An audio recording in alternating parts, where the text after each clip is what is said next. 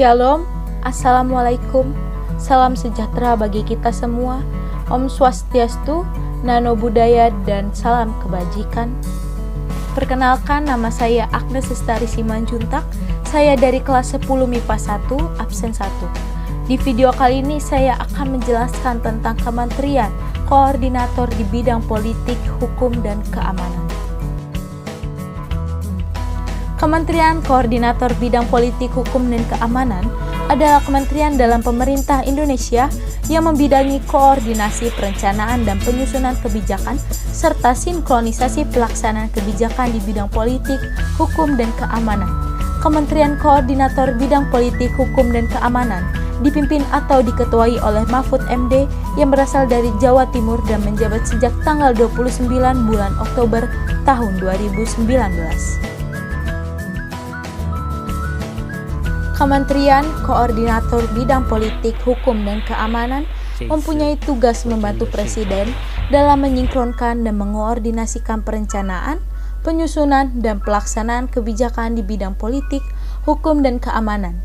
Dalam melaksanakan tugas, Kementerian Koordinator Bidang Politik, Hukum, dan Keamanan menyelenggarakan fungsi, yaitu koordinasi dan sinkronisasi perumusan, penetapan, dan pelaksanaan kebijakan kementerian atau lembaga yang terkait dengan isu di bidang politik, hukum, dan keamanan, pengendalian pelaksanaan kebijakan kementerian atau lembaga terkait dengan isu di bidang politik, hukum, dan keamanan, pengelolaan dan penanganan isu yang terkait dengan bidang politik, hukum, dan pengamanan, pengawalan program prioritas nasional dan kebijakan lain yang telah diputuskan oleh Presiden dalam sidang kabinet, penyelesaian isu di bidang politik, hukum, dan keamanan yang tidak dapat diselesaikan atau disepakati antar kementerian atau lembaga dan memastikan terlaksananya keputusan yang dimaksud, pengelolaan barang milik atau kekayaan negara yang menjadi tanggung jawab Kemenko Polhukam, koordinasi pelaksanaan tugas,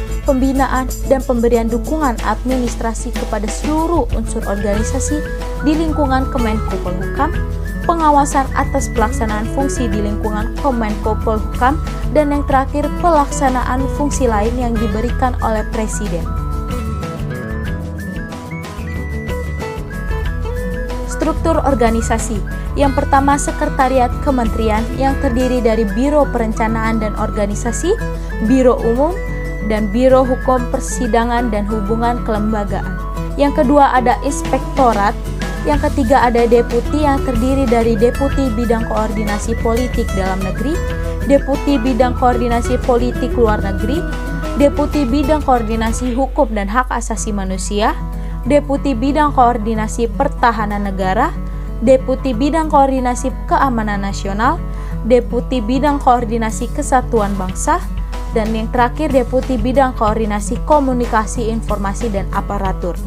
Yang keempat ada staf ahli, yang terdiri dari staf ahli bidang ideologi dan konstitusi, staf ahli bidang ketahanan nasional, staf ahli bidang kedaulatan wilayah dan kemaritiman, staf ahli bidang sumber daya manusia dan teknologi, dan yang terakhir ada staf ahli bidang sumber daya alam dan lingkungan hidup.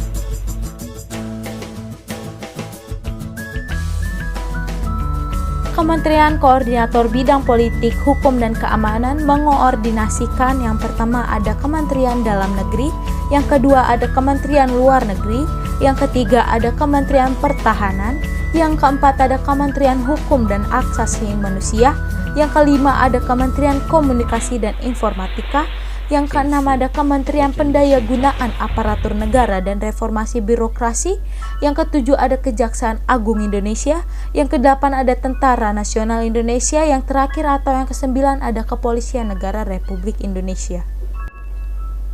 Demikian penjelasan yang telah saya sampaikan. Saya memohon maaf jika ada kesalahan materi atau kekurangan materi yang telah saya sampaikan. Dan saya juga mengucapkan terima kasih kepada semua yang sudah menonton dari awal hingga akhir.